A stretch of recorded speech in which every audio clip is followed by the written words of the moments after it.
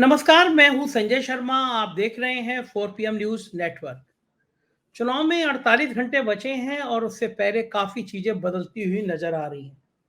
उत्तर प्रदेश, जहां पे भारतीय जनता पार्टी ने अपना सारा दामोदार स्थापित कर रखा है, ये मान के चल रहे हैं कि उत्तर प्रदेश में जो बची हुई सीटों का नुकसान होगा, जो बाकी राज्यों में नुकसान हो रहा है, वो उत्तर प्रदेश में हम पूरा करेंगे। लेकिन चुनाव की घड़ियां जैसे जैसे नजदीक आ रही हैं, उत्तर प्रदेश में पासा पलटता हुआ नजर आ रहा है। ठाकुरों ने कल पंचायत करी। 60-70 हजार, 50-60 हजार ठाकुर इकट्ठे हुए। कहा गया, रघुपति रीत सदा चली आई, प्राण जाए पर वचन ना जाए।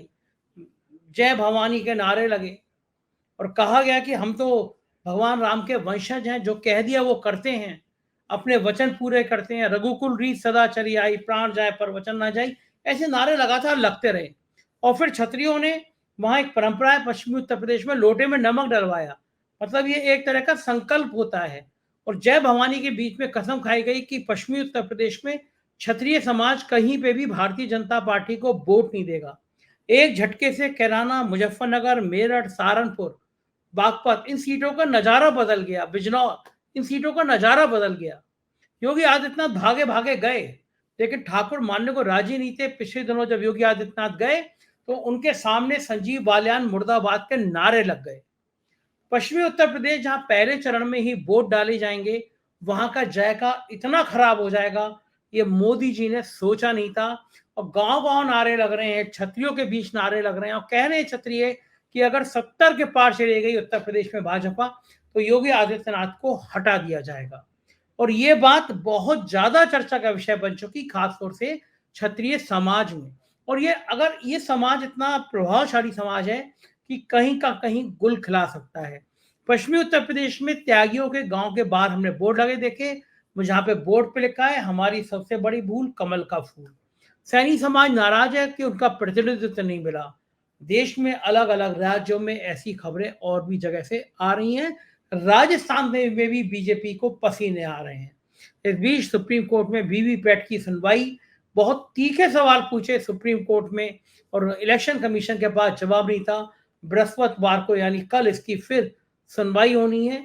हो सकता है कोई बड़ा फैसला आ जाए। इन सारों बातों को हमने आज किया अभय दुबे जी के पास।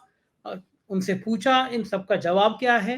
देश के जाने माने पत्रकार हैं, आप सब जानते हैं उनको। एबीपी पे चैनल पे रोज आते हैं, बहुत लॉजिक के संग बात करते हैं। बहुत वरिष्ठ पत्रकार हैं, बहुत किताबें लिखी हैं, बड़ा अनुभव है। चलते हैं अभय दुबे जी के पास और जानते हैं उनसे क्या है राजनीति का ये खेल। आपसे रिक्वेस्ट है, चैनल को ज्वाइन कीजिएगा, सब्सक्राइब करिएगा। चलते हैं अभय जी के पास। 4 PM न्यूज नेटवर्क में स्वागत है अभय जी आपका।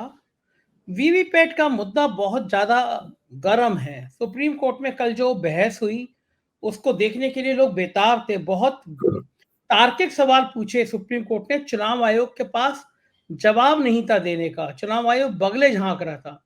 मतलब कि वीवीपैट अनिवार्य होना ही चाहिए। भाई, आपने वोट किसको दिया, इसकी पर्ची निकालने में समस्या क्या है? और सबकी जायज मांग है कि जो वोट पड़े, वीवीपैट में जो पर्ची मिली, उसका मिलान कर लिया जाए, पता चल जाएगा चुनाव निष्पक्ष है या नहीं है। लेकिन सरकार इससे बचना चाह रहा है। चुनाव आयोग वीवीपैट के मसले पर बचना चाह रहा है। बृहस्पतिवार, यानी कल, इसकी सुनवाई है। क्या लग रहा है कि कोई कड़ा फैसला आ सकता है, या सरकार को खुद ही पहले इलेक्टोरल बॉन्ड पर जिस तरह फजीयत हुई, उसकी तरह फजीयत से बचने के लिए खुद ही कह देना चाहिए कि भाई, हम वीवीपैट की पर्ची संभाल कर रखेंगे? देखिए, भारत में जब से ये वोटिंग मशीनों वाला मसला विवाद सामने आया है, उस वक्त से भारत में जो चुनाव प्रणाली है, चुनाव कराने की जो तरकीब है, वो दांव पे लगी हुई है और बहुत बड़े पैमाने पर इसके ऊपर चर्चा हो रही है। अभी से नहीं, ये चर्चा शुरू की थी भारतीय जनता पार्टी ने। मैं उस कहानी में नहीं जाऊंगा कि लालकृष्ण कि जीवीएल नरसिंह राव आज अभी थोड़ी देर पहले ही हम लोगों के साथ चैनल में बैठे हुए बहस कर रहे थे। उनको चेहरा देखते ही मुझे उनकी किताब याद आ जाती है, जिसकी भूमिका खुद लालकृष्ण आडवाणी ने लिखी थी। अब जब सारा का सारा विपक्ष कटिबद्ध होकर इस सवाल के ऊपर आपत्ति कर रहा है, तो आखिरकार सरकार को और चुनाव आयोग को कौन रोकता है कि वो विपक्ष की इस बात पर कान दे? और अगर विपक्ष की पूरी बात उसे नहीं माननी है, तो कम से कम कोई बीच का रास्ता निकाले। वीवीपैट एक इस तरह का मसला है जिसमें आप विपक्ष की पूरी बात माने बिना वोटिंग मशीनों को ईवीएम को कायम रखते हुए एक बीच का रास्ता निकाल सकते हैं और चुनाव की निष्पक्षता को सुनिश्चित कर सकते हैं। आप बताइए, निष्पक्षता आखिरकार किस चिड़िया का नाम है? निष्पक्षता उस चिड़िया का नाम है जिसको कहते हैं कि न केवल निष्पक्ष होना चाहिए बल्कि निष्पक्ष होते हुए दिखना भी चाहिए। देखना चाहिए। तो यही है सुप्रीम कोर्ट जो सवाल पूछ रहा है, हम सब लोग जो सवाल पूछ रहे हैं, मतदाता जो अपेक्षा कर रहे हैं, विपक्ष जो पूछ रहा है। ठीक है, विपक्ष आज तक 100% ये साबित नहीं कर पाया कि ईवीएम लगातार हैक हो रही है या कैसे हैक हो सकती है, क्या पूरे देश में हैक हो सकती है, किसी एक हिस्से में हैक हो सकती है, एक कॉन्स्टिट्यूंसी में हैक हो सकती है, एक कॉन्स्टिट्यूंसी के कुछ बूथों पर हैक की जा सकती है। ये सारी की सारी चीजें बहस तलब है और स्पेकुलेटिव है, मतलब इनके बारे में अटकलें लगाई जा रही हैं। लेकिन इस चीज में तो न कोई अटकल है न कोई बहस है कि जिसने वोट डाला है उसकी पर्ची सुरक्षित रहनी चाहिए ताकि ये मिलान हो सके कि उसने जहां वोट डाला है वोट उसका वहीं गया है। बिल्कुल सीधी सी बात है। इसमें तो सरकार को कोई आपत्ति होनी नहीं चाहिए और चुनाव आयोग को भी कोई आपत्ति नहीं होनी चाहिए। आपत्ति कर रहे हैं इसका मतलब है इस हीला हवाला, आपत्ति कर रहे हैं इसका मतलब पानी कहीं मर रहा है। मैं उन लोगों में से हूं जो मैं ये नहीं मानता हूं, मैं आपके सामने साफ कहता हूं, मैं उन लोगों में से हूं जो ये नहीं मानता हूं कि ईवीएम की हैकिंग से देश में चुनाव जीते हारे जाते हैं। मेरा मानना है कि जो सामाजिक शक्तियां हैं और राजनीतिक शक्तियां हैं उनका संतुलन और उनका समीकरण जिस तरह का है उससे ये नतीजे निकल के आते हैं।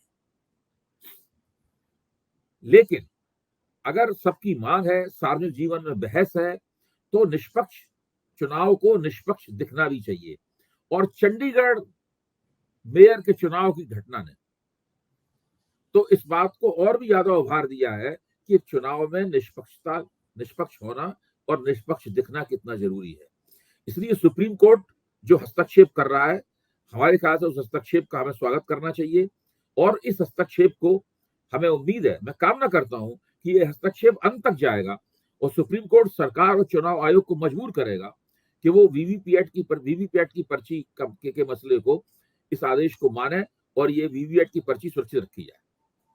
बिल्कुल ठीक बात है। बीच में सरकार के इशारे पे शायद कुछ और बड़े-बड़े खेल हो रहे हैं। हेलीकॉप्टर शॉट अंजना कश्यप जी जा रहे हैं, वहाँ पुलिस लगती है, वहाँ वो लोग बुला लिए जाते हैं जो बीजेपी समर्थक। तो ऐसा माहौल दिखाया जा रहा है कि हर तरफ बीजेपी बीजेपी है। चैनल पर सर्वे आ रहे हैं, उत्तर प्रदेश का मैं खास तौर से जिक्र करूंगा कि 73 सीटें बीजेपी जीत रही है, यानी एक तरफ से सब हरा दी गई हैं। पश्चिमी उत्तर प्रदेश में सब सीटें जीत रही हैं। जबकि अवैध जी कल मुजफ्फरनगर में पंचायत हुई खेड़ा गांव में, कम से कम 50-60 हजार ठाकुर बरादरी के लोग थे। उन्होंने नमक में लोटे में नमक डाला। ये सौगंध ली जाती है, परंपरा है कि इस तरह नमक डाल के सौगंध लेते हैं। सबने सौगंध खाई, कहा कि हम भगवान राम के वंशज हैं और रघुकुल रीत सदा चली आई, प्राण जाए पर वचन ना जाए। सबने सौगंध की कि हम बीजेपी को वोट नहीं देंगे। इतनी बड़ी पंचायत ठाकुरों की कि मोदी जी की रैली से दुगनी भीड़ थी वहां, योगी जी की रैली से दुगनी भीड़ थी वहां।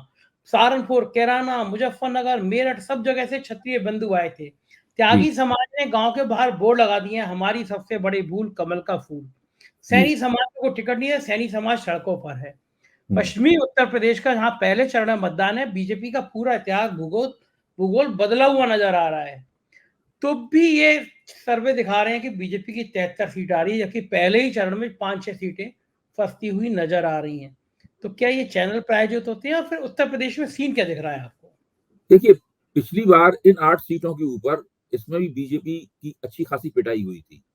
3 सीटें बहुजन समाज पार्टी ने जीती थी, 2 सीटें समाजवादी पार्टी ने जीती थी और भारतीय जनता पार्टी केवल 2 सीटें जीत पाई थी पिछली बार भी। उसका कारण साफ था कि समाजवादी पार्टी और बहुजन समाज पार्टी के बीच में गठजोड़ था। इस बार वैसा गठजोड़ नहीं है, ये बात सही है। लेकिन इसके बावजूद भी उत्तर प्रदेश की राजनीति के जो लोग थोड़े भी जानकार हैं वो ये कहते हैं कि 8 की 8 सीटें फंसी हुई हैं। किसी सीट के ऊपर इस बात की गारंटी नहीं दी जा सकती कि भारतीय जनता पार्टी उनको जीत जाएगी। मोटे तौर पर जितने लोगों से मैंने बातचीत की है, जो उत्तर प्रदेश की राजनीति की गहराई से जानते हैं, उनका जो मैंने आकलन सुना है और मेरी निगाह में जो आकलन बन रहा है उसमें यह है कि इस वक्त उत्तर प्रदेश में 25 से 30 सीटें फंसी हुई हैं। 80 में से 25 से 30 सीटें ऐसी हैं जो किधर भी जा सकती हैं, वो सीटें फंसी हुई हैं। अगर विपक्ष चुनाव ठीक से योजनाबद्ध तरीके से लड़ता है और उसके कैंडिडेट अच्छा प्रदर्शन करते हैं और किसी तरीके से भारतीय जनता पार्टी का के जो संसाधन बहुत जबरदस्त है भारतीय जनता पार्टी के पास, उसकी कोई सीमा नहीं है। और जो टीवी पे और दूसरा मीडिया का प्रचार है, अगर वो इसका मुकाबला कर लेता है तो विपक्ष उत्तर प्रदेश में भारतीय जनता पार्टी को आश्चर्यचकित कर सकता है। देखिए, भाजपा को पूरी उम्मीद है कि देश में दूसरे प्रांतों में जहां-जहां उसकी सीटें कम हो रही हैं, वहां वो उत्तर प्रदेश से कम 8 या 10 सीटें बेशी जीत के 2019 के आंकड़े के मुताबिक कुछ भरपाई करेगा। बहुत सारे राज्य हैं जहां गारंटी है कि भाजपा की सीटें कम होने वाली। जैसे गारंटी के कौन, साथ कह एक एक करके बताइए कौन कौन से राज्य हैं, एक एक कर। तेलंगाना में पिछली बार उन्होंने 4 सीटें जीती थी। हम्म, इस बार जो बहुत ही हमदर्द सर्वे करने वाले हैं, वो भी भारतीय जनता पार्टी को 25% वोट दे रहे हैं और कांग्रेस को आ रहे हैं 42% वोट। दूसरी तरफ बीआरएस भी लड़ रही है, बीआरएस को भी 25-26% वोट मिल रहे हैं। अगर ये बीआरएस बहुत नीचे चली जाती तो भारतीय जनता पार्टी कांग्रेस की टक्कर में आ सकती थी। पिछली बार 4 सीटें तेलंगाना में कांग्रेस भाजपा ने जीती थी। मुझे नहीं लगता कि इस बार 4 सीटें जीतेगी भाजपा। 1 सीट जीतेगी या 2 सीटें जीतेगी। वहां 2 सीटों का नुकसान होना बिल्कुल 100% तय है। अब आप महाराष्ट्र में आइए। महाराष्ट्र में 11 से लेके 13 सीटें इस तरह की हैं जहां पर केवल 1% का स्विंग आने से भारतीय जनता पार्टी चुनाव हार जाएगी। सिर्फ 1% का स्विंग आने से। इस बात को तमाम सर्वे वो लोगों ने भी माना है कि महाराष्ट्र में टक्कर बहुत जबरदस्त है। जो भारतीय जनता पार्टी की जो सहयोगी दल हैं, जैसे कि एकनाथ शिंदे की शिवसेना और अजित पवार की एनसीपी, उनकी चुनाव कैंपेन तो भरभरा के बैठ गई है। यानी उनको जितने टिकट मिले हैं, उनको तो आप मान के चलिए कि उनमें किसी का भी जीत पाना बहुत मुश्किल है। कुछ एक आध जीत जाए तो जीत जाए। वहां मुख्य तौर पर भाजपा के कैंडिडेट ही टक्कर में है। बाकी सब जगहों पे तो इनकी पिटाई सुनिश्चित है। समझा ये जा रहा है कि उद्धव ठाकरे की शिवसेना, जो कि महाविकास आघाड़ी की सबसे ताकतवर पार्टी है, जिसको सबसे ज्यादा टिकट मिले हैं, वो बहुत ही ताकत के साथ चुनाव लड़ रही है। उसके साथ बड़ी हमदर्दी है और वो एकनाथ शिंदे के जहां जहां उनके खिलाफ उम्मीदवार हैं, सबकी कस के धुनाई करने वाली है और भारतीय जनता पार्टी के उम्मीदवारों को बहुत ही करारी टक्कर वो देने वाली है। तो महाराष्ट्र में मैं मानता हूं भारतीय जनता पार्टी को 10 से लेकर 15 सीटों का नुकसान होगा महाराष्ट्र के अंदर। बिहार में कम से कम भाजपा को 10 सीटों का नुकसान होगा। आप ये निश्चित समझ लीजिए। अब आप आइए कर्नाटक में। कर्नाटक में पता नहीं किस तुफैल से इन लोगों ने तय कर लिया है कि जितने भी वोकलिगा वोट हैं वो सारे के सारे जनता दल सेकुलर को मिल जाएंगे। इस लिहाज से वो भारतीय जनता पार्टी को मिल जाएंगे और भाजपा पहले की तरीके से उसके बल्ले बल्ले कर्नाटक में हो जाएगी। मैं इसमें बिल्कुल यकीन नहीं करता, ऐसा नहीं होगा। लद्दाख की सीट भी भाजपा हार रही है जो पिछली बार उसने जीती थी। अब तो सब लोगों ने कह दिया है कि लद्दाख में जो लगातार सोनम वांगचुक अनशन कर रहे थे और लद्दाख में जो नाराजगी है उसकी कोई सीमा नहीं। लद्दाख के लोग तो भाजपा को वोट देने को तैयार ही नहीं है। तो ऐसे ही इस देश में बहुत सी सीटें हैं जो पिछली बार भारतीय जनता पार्टी के पास थी, वो भारतीय जनता पार्टी हार रही है। तमिलनाडु और केरल में भारतीय जनता पार्टी को कोई सीट नहीं प्राप्त हो रही है। आंध्र प्रदेश में उसने तेलुगु देशम पार्टी से समझौता किया है और इसके बावजूद समझौता कर और पवन कल्याण की जन कल्याण पार्टी है, जन सेना है, इस वो कापुओं की पार्टी है मुख्य तौर पर, उसके जरिए वोट मिल रहे हैं। भाजपा केवल 6 सीटें लड़ रही है आंध्र प्रदेश में, 10 केवल विधानसभा की सीटें लड़ रही है। मेरा पिछली बार भारतीय जनता पार्टी को 1% से भी कम वोट मिला था वहां, ध्यान कीजिए। पिछली बार भारतीय जनता पार्टी को 1% से भी कम वोट मिला था आंध्र प्रदेश में। तो अब ये उम्मीद करना कि अचानक भारतीय जनता पार्टी का वहां वोट बढ़ जाएगा और उसकी बल्ले बल्ले हो जाएगी, ये केवल बहुत ही भाजपा समर्थक इस प्रकार की उम्मीद जता सकते हैं। मेरा मानना है कि पूरे देश में चुनाव फंसा हुआ है। कुछ प्रांत ऐसे हैं जहां भारतीय जनता पार्टी अच्छे परिणाम निकालेगी, लेकिन अच्छे परिणाम और 100% परिणामों में अंतर होता है। भारतीय जनता, मैं बार बार इस बात को कहता हूं, ये बहुत बारीक बात है और लोग इस चीज को मतलब रेखांकित करते नहीं अपने वक्तव्य में। जैसे कि मान लीजिए किसी प्रदेश में 25 सीटें हैं और भारतीय जनता पार्टी उसमें से मान लीजिए 21 सीटें जीतती है। सब लोग कहेंगे भाई बहुत अच्छा परिणाम है, इससे अच्छा परिणाम क्या हो सकता है? एक पार्टी 25 में 21 जीत जाए। लेकिन भारतीय जनता पार्टी की मजबूरी है कि उसे 25 की 25 ही जीतनी है। वो 4 सीटें जो कम हो गई हैं, वो 4 सीटों की भरपाई कहां से होगी? इसीलिए मैं कहता हूं कि भाजपा एक तरह से नहीं, 2 तरह से चुनाव हार सकती है। एक तो ये है कि उसकी आउटराइट डिफीट हो जाए, उसकी सीटें 150 पे आ जाए, उसकी सीटें 200 से नीचे चले जाए, आउटराइट डिफीट हो जाए। और दूसरा ये है कि भारतीय जनता पार्टी अपने प्रभाव क्षेत्र में भी अच्छा परिणाम निकाले, लेकिन 100% परिणाम निकालने से चूक जाए और इस तरीके से वो बहुमत से नीचे आ जाए। तो ये दो तरह की पराजय भाजपा दो तरह की पराजय का सामना करने के लिए अभिशप्त है। अच्छा, बंगाल में क्या आपको क्या लगता है अभय जी, बंगाल में क्या सीन होगा, बंगाल के रिजल्ट क्या बंगाल में मानता हूं कि भाजपा को 10 से लेकर 13 के बीच में सीटें मिलेंगी, वहां भी कम से कम 5 सीटों का नुकसान होगा भाजपा।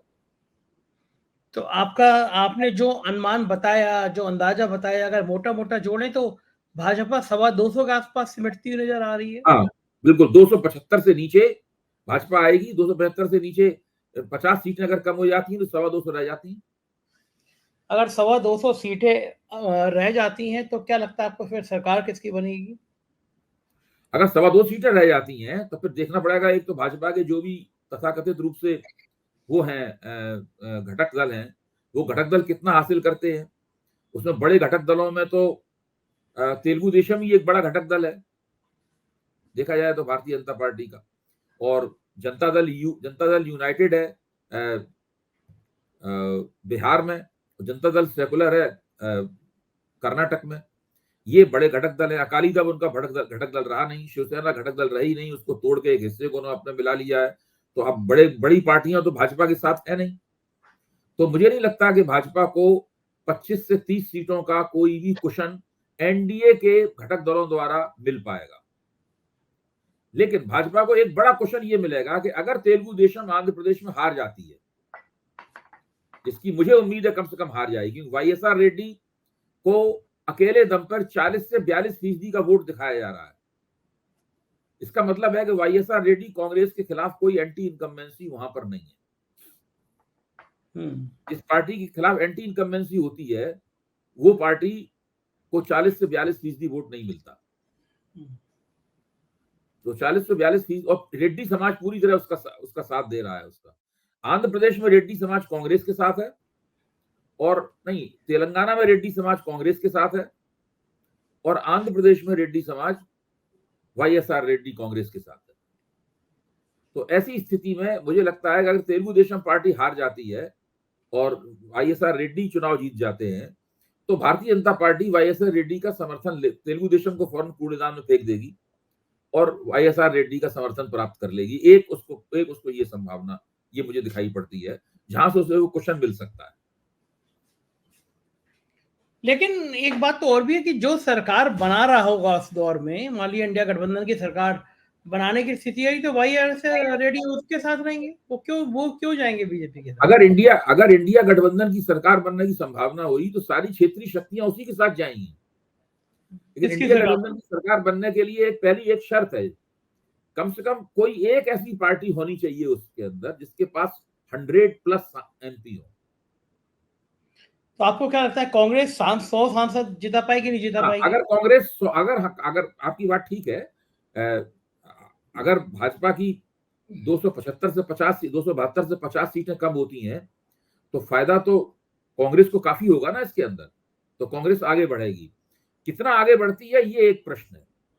तो मैं ये मानता हूं कि अगर कांग्रेस 100+ सीटें जिता पाती है तो कांग्रेस उस सरकार की एंकर पार्टी बन जाएगी, और उसके बाद में फिर वो दूसरी तमाम पार्टियों को अपनी ओर आकृष्ट कर पाएगी।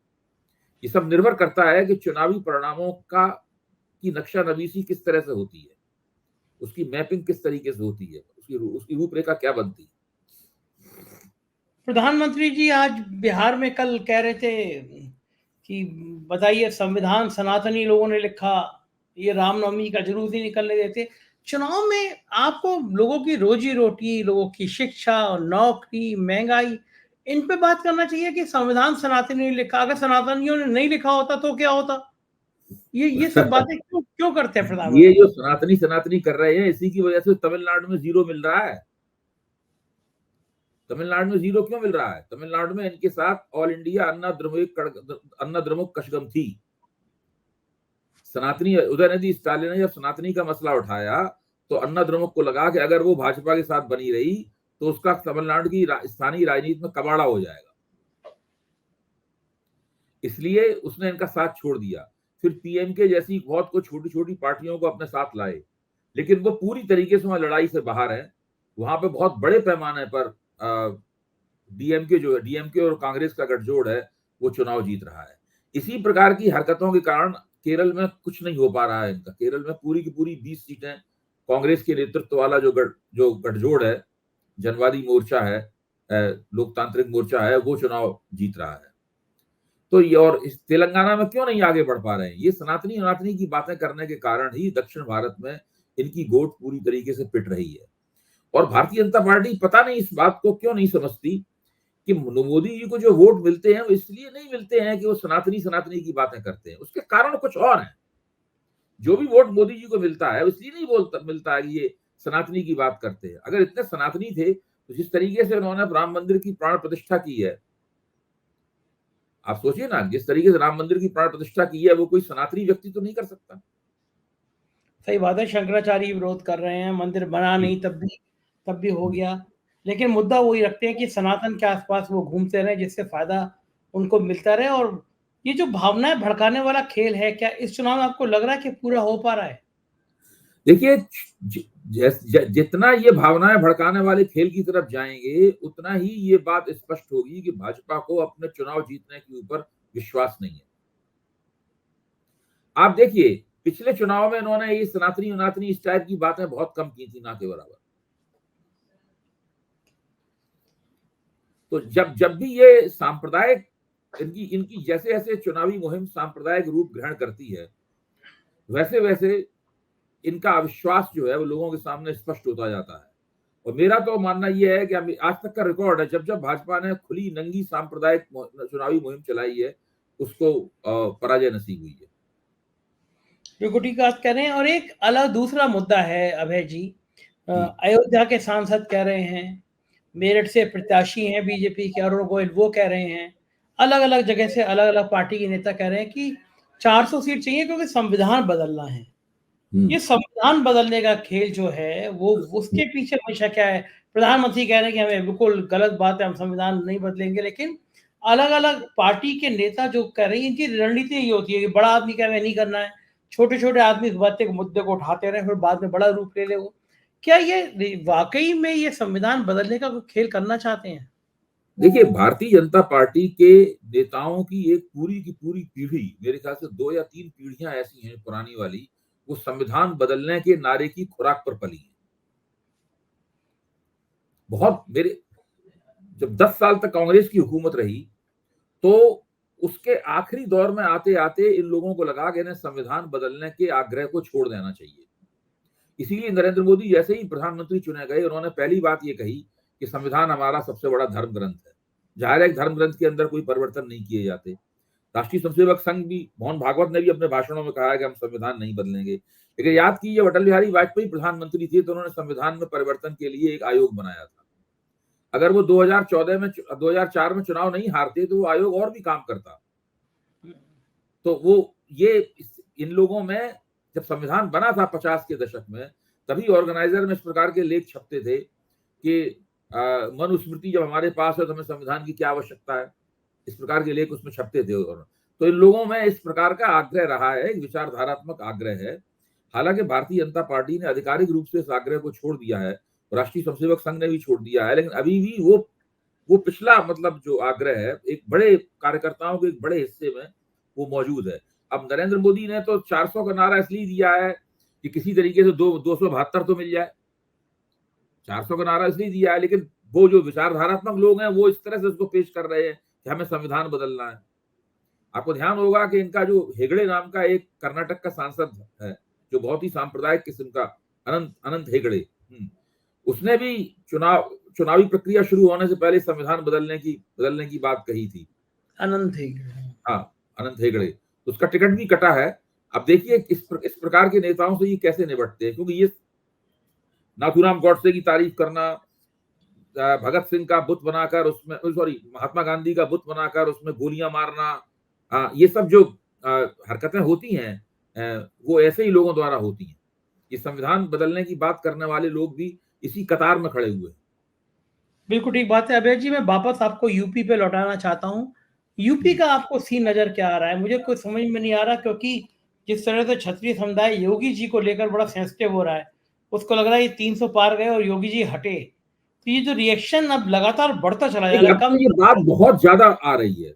शुरू-शुरू में मैंने भी, आपने जब बात कही थी, तो मैं ईमानदारी से कह रहा हूँ, मुझे नहीं लगा था कि ये बात गंभीर रूप अख्तियार करेगी। आपने काफ़ी पहले मुझसे ये बात कही थी, 4 पीएम के मंच पे चर्चा करते हुए, और मेरे ख्याल से आप पहले व्यक्ति थे जब जिसने ये बात कही थी। लेकिन अब मैं देखता हूँ, अब सभी लोग ये बात कह रहे हैं। बड़े-बड़े सेफोलॉजिस्ट जिनसे मैं रोज मिलता हूँ, तकरीबन डेली मुलाकात होती है, सुबह एक से और शाम को दूसरे से। वो सब भी टीवी पे तो नहीं बात कहते, लेकिन साथ में चाय कॉफी पीते हुए ये बात जरूर कहते हैं कि पूरे उत्तर प्रदेश में इस बात की चर्चा है कि अगर भारतीय जनता पार्टी की 75 सीटें आ गई तो फिर मुख्यमंत्री आदित्यनाथ का पत्ता साफ है। नरेंद्र मोदी उनसे छुटकारा प्राप्त करना चाहते हैं, और 75 सीटों का मतलब होगा कि वो इतने एम्बोल्डेंड हो जाएंगे, इतने जोश में आ जाएंगे, उन्हें लगेगा कि अब आदित्यनाथ की उन्हें कोई जरूरत नहीं है, वो उनको हटाएंगे, अपनी एक कठपुतली मुख्यमंत्री के कुर्सी पे बैठाएंगे, ताकि वो बिल्कुल पीएमओ से जो आदेश मिले उसका पालन करते हुए सिर झुकाकर उत्तर प्रदेश का मुख्यमंत्री बना रहे। ये पूरी सब लोग इस तरह की बातचीत कर रहे हैं। अब इस बातचीत का चुनावी फलितार्थ क्या होगा, सवाल ये है, इस बातचीत का चुनावी फलितार्थ क्या होगा? क्या भारतीय जनता पार्टी को इस बातचीत का परिणाम ये होगा कि वो 45-50 पे आ जाए, मतलब 45 और 50 के बीच में कहीं आ जाए? अगर भारतीय जनता पार्टी 45 और 50 के बीच में आ जाती है, तब फिर 250 सीटें भी नहीं मिलेंगी, मैं आपको बता रहा हूं। मतलब उत्तर प्रदेश इनकी आत्मा है, अगर उत्तर प्रदेश से गड़बड़ाए तो फिर ये हर जगह से गड़बड़ाए। बिल्कुल बिल्कुल।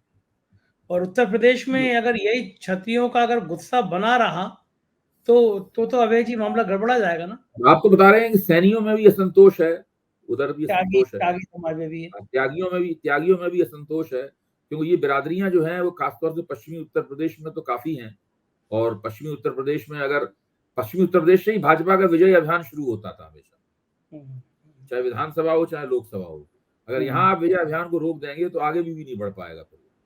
बिल्कुल ठीक बात है, बहुत कठिन है डगर पनघट की। बहुत बहुत शुक्रिया अभय जी, आपने समय दिया, हमसे बातचीत करी, आभार आपको। तो ये था अभय दुबे जी, आपने सुना राजनीति की तमाम बातें, भारतीय जनता पार्टी की भविष्य की सारी रणनीति। मुझे यकीन है ये बातचीत पसंद आई होगी, अपनी राय से अवगत रहिएगा। शुक्रिया, थैंक यू।